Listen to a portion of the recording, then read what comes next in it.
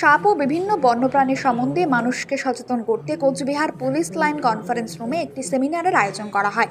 এই সেমিনারে পুলিশ আধিকারিক সহ উপস্থিত ছিলেন বন ফাউন্ডেশনের কর্তৃপক্ষ এবং জেলার পরিবেশপ্রেমী মানুষেরা। সাপের কামড় কিভাবে এড়িয়ে চলতে হবে, সাপ কামড়ালে কি করণীয় এবং সাপ মারার প্রবণতা কমানোর বিষয়ে সর্ববিশেষজ্ঞরা এদিন আলোচনা করেন। এছাড়া সৌন্দর্যায়নের লক্ষ্যে মানুষ প্রতিনিয়ত অরণ্য নিধন করে চলছে, আর তার কারণে বন্যপ্রাণীরা অবলুপ্তির সম্মুখীন হচ্ছে, এটাও সেই সেমিনারের আলোচনা করা হয়। আমরা শুনে নেব এই আলোচনা সভার বিষয়ে কি বলেছেন কোচবিহার পুলিশ আধিকারিক দ্যুতিমান ভট্টাচার্য।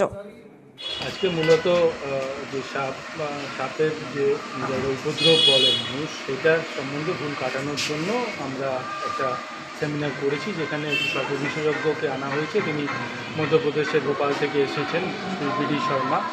তো ওনার এই ইয়েতে আমরা জানবো যে সাপের এত ভয় পাওয়ার কিছু নেই এবং সাপের থেকে কীভাবে আমরা সাপ কামড়ালে কীভাবে বাঁচতে পারি।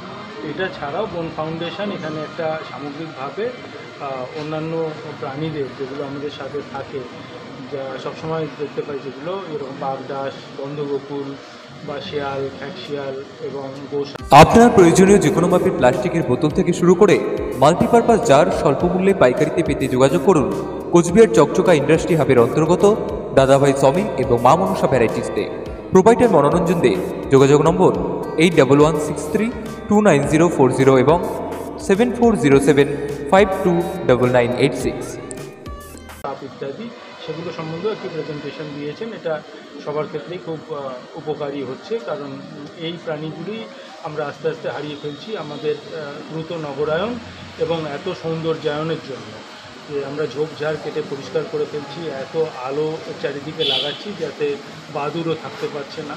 তো আমাদের এই নগরায়ন আর সৌন্দর্যায়নের জন্য কিন্তু আমরা প্রচুর প্রাণীকে হারিয়ে ফেলছি। তো সেইটা সম্বন্ধেই আমাদের আজকে এই অ্যাওয়ারনেস করবার জন্য আজকে প্রোগ্রাম।